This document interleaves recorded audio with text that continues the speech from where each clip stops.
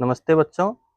आज हम फिर से आप लोगों के साथ एक नए वीडियो में जुड़े हैं। आज हम प्रश्नावली 8.1 का प्रश्न संख्या 5 से आगे देखेंगे। बच्चों, यदि आप मेरे वीडियो को YouTube पर देख रहे हैं तो मेरे चैनल को सब्सक्राइब जरूर करें, और यदि आप फेसबुक के माध्यम से देख रहे हैं तो मेरे फेसबुक पेज को फॉलो जरूर करें। तो चलिए देखते हैं बच्चों प्रश्न संख्या 5। इसमें कहा गया है, यदि sec थीटा बराबर 13/12 हो तो अन्य सभी त्रिकोणमितीय अनुपात प्रकलित कीजिए। तो बच्चों, तो हम लोग क्या किए हैं, यहाँ लिखे हैं सेक थीटा बराबर। तो सेक थीटा बराबर क्या होता है, कर्ण बटे आधार। इसका मतलब ये है कर्ण का मान आपको 13 है और आधार का मान 12 है। तो हम लोगों को याद क्या करना है, तो वो हम लोग बाद में देखेंगे। उससे पहले हम लोग बनाएंगे एक चित्र, है ना। एक चित्र बना लेते हैं बच्चों।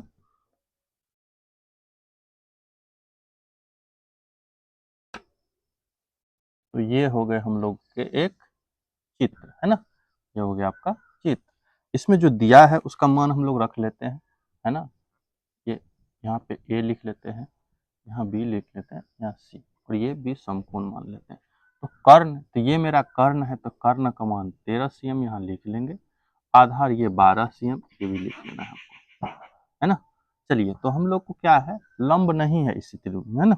इस त्रिभुज में क्या हम लोग को लंब नहीं दिया है। तो हम लोग को लंब ज्ञात करने के लिए सबसे पहले हम लोग को क्या करना पड़ेगा, तो लिखेंगे, इसीलिए त्रिभुज ए बी सी में, है ना, तो लिखेंगे ए बी बराबर 12 cm, ए सी बराबर, ए सी का मान आपको दिया है 13 cm, तो लिखेंगे इसीलिए बी सी बराबर, तो बी सी ज्ञात करने के लिए, है ना, ये जो बी सी है लंब ज्ञात करने के लिए हम लोग को होगा कर्ण का स्क्वायर, अर्थात ए सी का स्क्वायर माइनस ए बी का स्क्वायर। तो ये आ जाएंगे आपको, ए सी का मान आपको 13 है, तो 13 का स्क्वायर में से 12 का स्क्वायर को घटाना है आप लोगों को, है ना। तो 13 13 169, अब 12 12 144, तो ये घट के आ जाएंगे आपको 25, और 25 का वर्गमूल होता है 5। तो 5 cm आपको BC आ गया। आपको कितना आ गया बच्चों, 5 cm। चलिए, तो हम लोग देखते हैं, इसमें अब कहा गया है कि अन्य सभी मान को प्रकलित करना है, तो साइन से लेते हैं। इसीलिए साइन थीटा बराबर क्या होता है, लंब बटे, है ना, कर्ण। क्या होता है बच्चों, लंब बटे कर्ण। इसमें हो गया लंब, हो गया आपको BC बटे AC। तो BC का मान हम लोग 5 निकाले हैं, AC का मान 13 है। उसके बाद लिखेंगे कॉस थीटा बराबर आधार बटे कर्ण, अर्थात AB बटे AC। तो AB का मान हम लोग को है 12 और कर्ण का मान 13। फिर लिखेंगे टेन थीटा बराबर, टेन थीटा बराबर क्या होता है, लंब बटे आधार, BC बटे AB। तो BC का मान 5, AB का मान 12। उसके बाद लिखा देंगे कॉट थीटा बराबर क्या होता है, आधार बटे लंब, आधार बटे लंब, AB बटे BC। तो ये आ जाएंगे 12/5। और उसके बाद बच गए कोसेक। कोसेक थीटा बराबर क्या होता है, तो कोसेक थीटा होता है कर्ण बटे लंब, है ना, कर्ण बटे लंब, AC बटे BC। तो AC का मान आपको 13 है और BC का मान आपको कितना है, तो 5। ये इसके आंसर होगा। चलिए, हम लोग देखेंगे प्रश्न संख्या 6, है ना। प्रश्न संख्या 6 में कहा गया है हम लोगों को कि यदि एंगल ए और एंगल बी न्यून कोण हो, जहां cos A cos B दिखाएं कि एंगल A बराबर एंगल B होता है। तो हम लोग को क्या करना है बच्चों, सबसे पहले एक चित्र बना लेना है ना। एक चित्र बनाना है जो न्यून कोण त्रिभुज का होगा।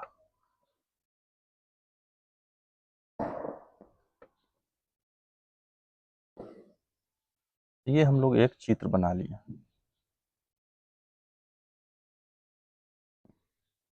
तो इसका मतलब है ये एंगल A है और ये एंगल ये B है, क्योंकि दोनों ये समान है, तब इसका मतलब ये C होगा, है ना। यही ना सी होगा। इसमें जो कहा गया है कि हमको एंगल ए बराबर एंगल बी, है ना, तो लिखेंगे, दिया है, दिया है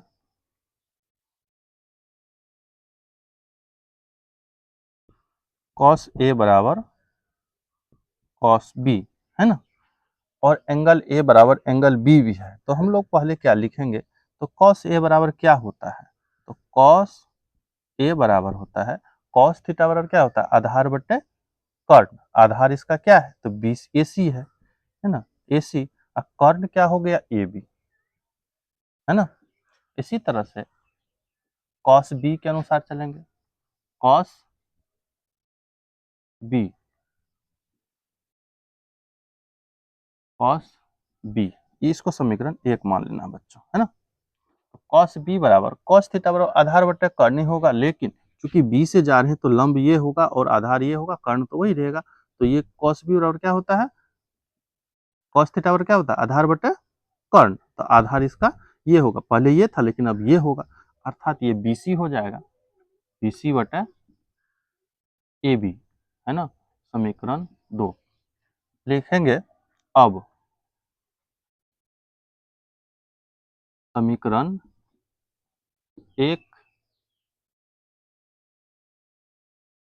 एवं 2 से, है ना, तो हम लोग को क्या है, कॉस ए बराबर कॉस बी, ये तो दिया हुआ है। तो कॉस ए का मान हम लोग को क्या है, ये दिया है AC बटे AB। अब बराबर में क्या है, BC बटे AB। तो बच्चों ये दोनों का AB AB तो कैंसिल हो गया, बचा क्या, AC बराबर BC बचा, है ना। तो देखिए सम्मुख भुजा जो कोई भी यानी कि त्रिभुज के जो सम्मुख भुजा होता है, न्यूनकोण त्रिभुज के जो सम्मुख भुजा के जो बराबर होते हैं उसके कोण भी बराबर होते हैं। तो लिखेंगे, चूंकि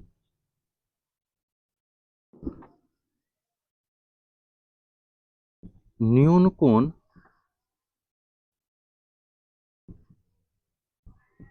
त्रिभुज के सम्मुख भुजा, सम्मुख भुजा का कोण, न्यूनकोण त्रिभुज के सम्मुख भुजा के कोण भी बराबर होते हैं, इसीलिए एंगल एंगल ए बराबर एंगल बी प्रूव्ड, है ना। थैंक यू बच्चों।